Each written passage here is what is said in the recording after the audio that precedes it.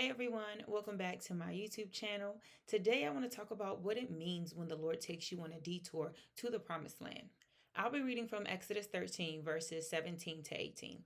And it says, "When Pharaoh finally let the people go, God did not lead them along the main road that runs through the Philistine territory, even though that was the shortest route to the promised land. God said, if the people are faced with a battle, they might change their minds and return to Egypt. So God led them in a roundabout way through the wilderness toward the Red Sea. Thus the Israelites left Egypt like an army ready for battle." Now, for context, if you are not familiar with the story, this is about the children of Israel who were in slavery in Egypt for about like 400 years. And at this point, the Lord had raised up a deliverer named Moses who was going to bring them out and bring them into the promised land. Now, in Exodus chapter 3, the promised land is something that the Lord had spoke to Moses personally that he was going to give the children of Israel. In Exodus 3, the Lord describes it as a land that is fertile, a land that is spacious, and a land that is flowing with milk and honey. So God had a good thing to give the children of Israel. The thing is, when they were on their journey to this land, the Bible says that God chose to take them the roundabout way instead of the shorter way. And it says God did this because I believe it's in verse, 17. God said, if the people are faced with a battle, they might change their minds and return to Egypt. In other words, I'm going to take them the longer way so that when they get there, they're not intimidated by what they see and they have the stamina to resist and honestly conquer the battle that's in the promised land. As people of God, that story will always be relevant to us today because the Lord is the same yesterday, today, and forevermore. The same way he was not intimidated to take the children of Israel on a longer way to the promised land back then is the same way he's not intimidated to take us on longer journeys to our promised land now. When it comes to fulfilling certain promises that the Lord has made over our lives, it's almost like he has to take us on these detoured paths because God knows what lies ahead of us when we get there. In Deuteronomy 7, the Lord made it clear to the children of Israel that there were enemy nations that were occupying the promised land. Specifically, the Lord said that these nations are much stronger and numerous than them. This goes to show that just because it's a promise, that doesn't mean it comes without battle. Some promises that God gives us is still something that we'd have to contend for because there may be other nations, other spirits, other powers that are trying to lay claim on what God said belongs to us. God knew the children of Israel were going to be faced with battle when they got there, which is exactly why he incorporated the detour in their wilderness journey. You have to understand that the Lord knows what lies ahead of us when he's taking us to certain destinations. It's why he carved out our path the way he did, so that when we get there, we don't crumble under the pressure of what it takes to stand there.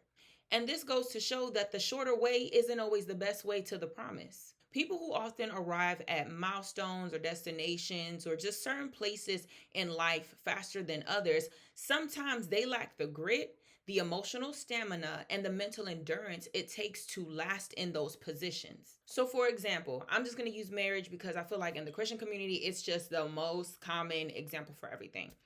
So let's say in marriage, right? Someone else's process to getting married just seems to be faster, more quicker than the process you're on. But you don't realize that throughout your process, though you may think it's delayed, God is working in you so many keys. God is working in you such a mindset, such a resilience to be able to stand against any enemy that you might face in your marriage.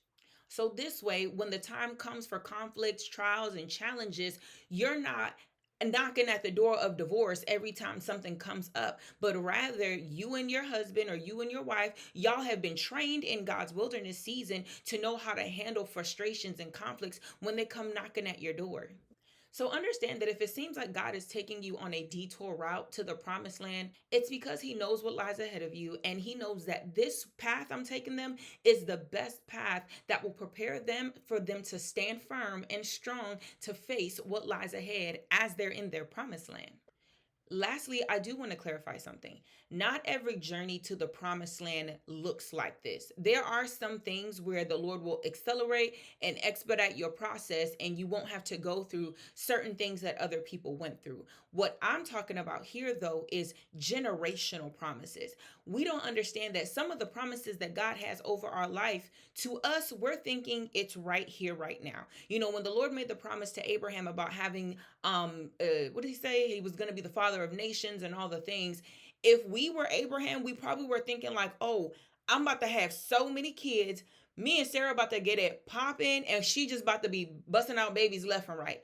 No, the Lord was making a promise what's that word, multi-generationally. So sometimes the promises that the Lord speaks to us, we may think that it's such a tiny thing or right here right now thing, but a sign for you to know that the promise God spoke to you is multi-generational, and it's going to be, the impact is going to be beyond you, is when you know that He's taking you through a detour route. Because God, not every promise fulfilled needs to happen by trials and tribulations and a detour route and all this hardship just to get there. Some stuff God's like, yeah, I made this promise, I'm gonna fulfill it, relax, it's gonna happen.